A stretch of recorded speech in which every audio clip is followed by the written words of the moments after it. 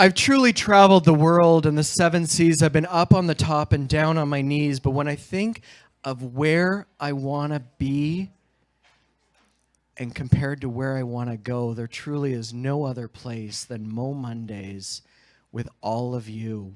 You have brought your energy, you have brought your enthusiasm, and from the bottom of my hearts, we are so grateful.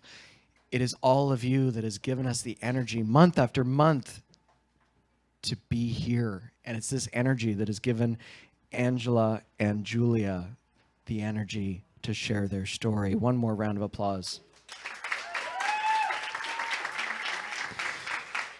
I know many of you are on your own journeys, and I too am a traveler.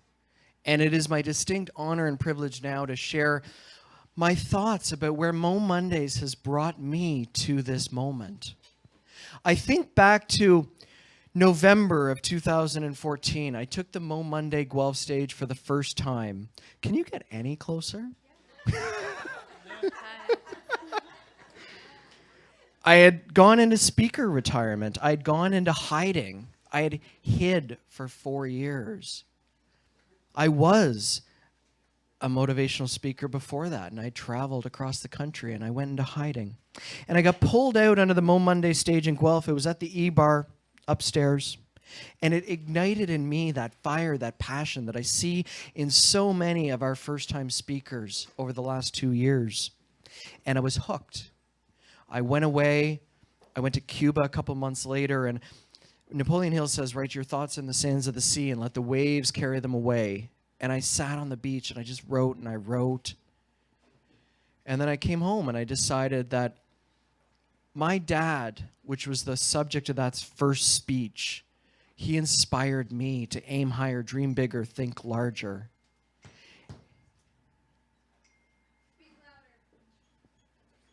Don't touch the cord.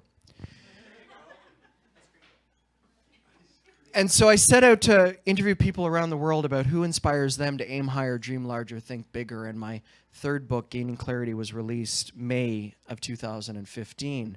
And that took me on a cross-Ontario tour of many places, including the MoMonday stages. And it was this week, 3 years ago, where I sat down with the previous Guelph Mo host. And she asked me if I would be interested in taking over MoMondays Guelph. And I said yes, without thinking. And then I reached out for help. And I asked Angela to help me run the show because there was no way I was going to be able to do it myself. We were getting ready to launch the show, and then I was diagnosed with cancer. And a lot of things were put on the back burner, including MoMondays. I got the green light to, my health was fine in spring of 2016. And we set about to launch MoMondays.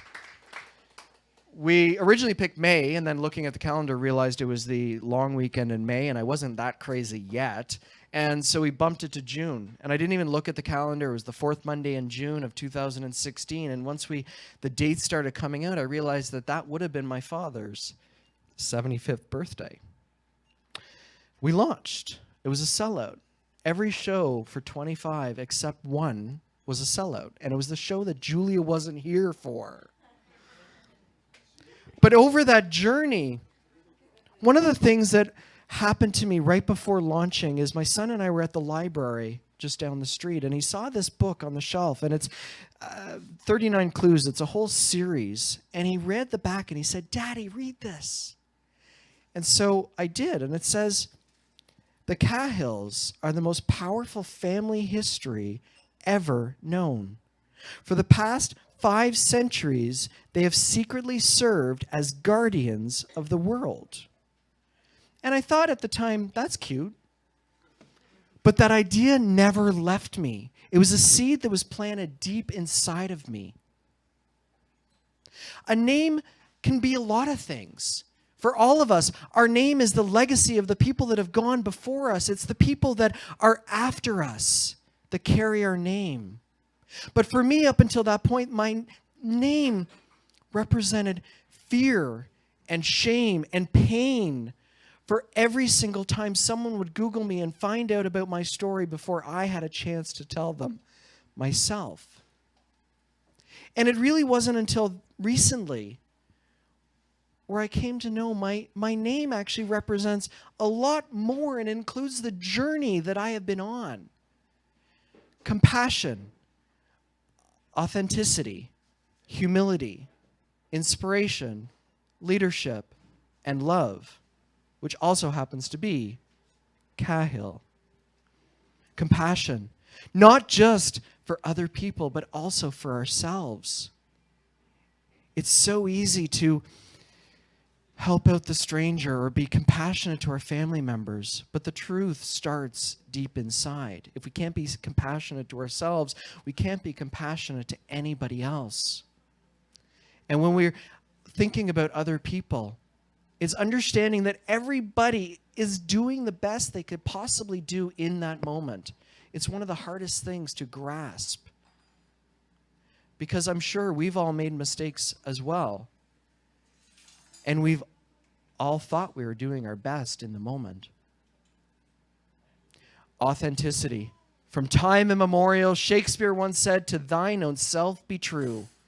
The one common thread in 25 shows, 728 days, 133 speakers have been on this stage, 23 musical guests. Over 1,300 people have sat in your seats to listen to these messages over 2 years. And the common thread is authenticity, is being your true self. Humility, definitely by far one of the toughest things for me to learn.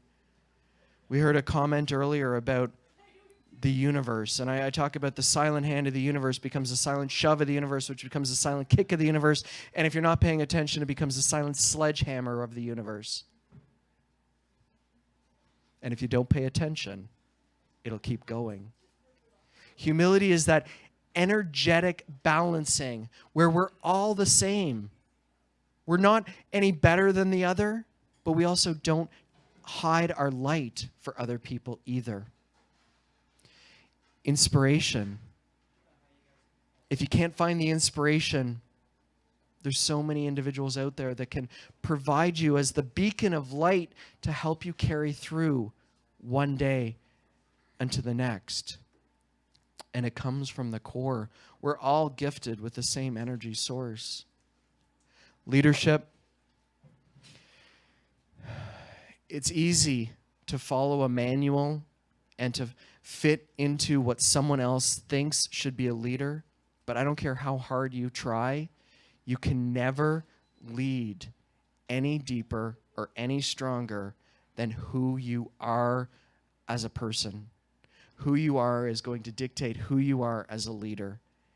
And no matter what you try, you can't fake that. Leadership starts with authenticity and love. Not the relationship love or the family love, but that divine love that we are all connected to the one source. And Angela talked about that putting everything in the black hole and then throwing the hole away and allowing that divine light, that divine love to come in. And it's true from what I've learned being on this stage and the other MoMonday stages in the community, is that with compassion, authenticity, and humility, you can find the strength to love the life you were meant to lead. And I know it's difficult. Nobody likes change. Change is hard. But change is that only constant that we have in this universe of ours. Choice. You can either get swept under by the tsunami of change, or you can ride the wave on top of it.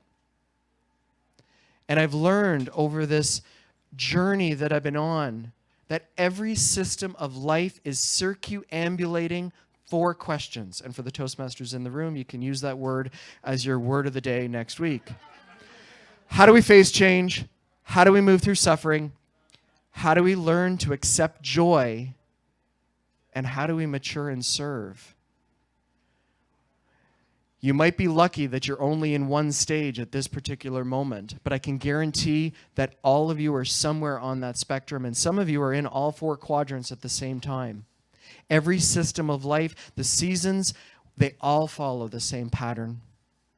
It could be a breakup in a relationship or getting fired or an injury that pushes you into change. But once you either make the decision for change or are pushed into change, you're going to face obstacles. It's inevitable. And it's what you do with those obstacles in the hot boiling water is what is going to determine your outcome. And I'm a big proponent that we're all put on this earth to learn a lesson, and we're going to keep repeating the mistakes until we learn that lesson. Once you go through suffering, and you don't get through suffering by plain and simple platitudes, it requires that deep work, that sitting on a rock in the rain and letting the light shine through you. Because once you get through suffering, it's like the spring of our lives. The sun comes out, the grass starts to get green, the leaves start to bloom on trees, and you're thinking, finally, I made it. I'm here. This is the spring of the life. This is that glorious moment I knew existed. The fairy tale that people talk about, their wonderful life. Joy.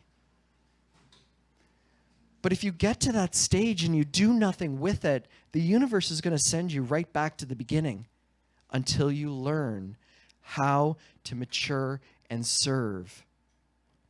How can you take what you've gone through, whether it's a broken marriage or you were arrested or you fell, you had an injury? What are you going to do? Your spouse gets sent back to another country. What are you going to do with that experience to help others? Because what's the point of going through shit if you're not going to do something with it? Why? Why are you going to go through it, write the manuscript or the masterpiece, paint it, and then hide it? It's true, we're all broken in various stages, and it's that brokenness that allows the light to shine even further. Because this life that we're living is not meant to be a journey from the cradle to the grave with the intention of arriving in a safe and well-preserved manner. But it's truly skidding sideways, body all used up with wine in one hand and ice cream in the other, screaming, "Wahoo! What a ride!"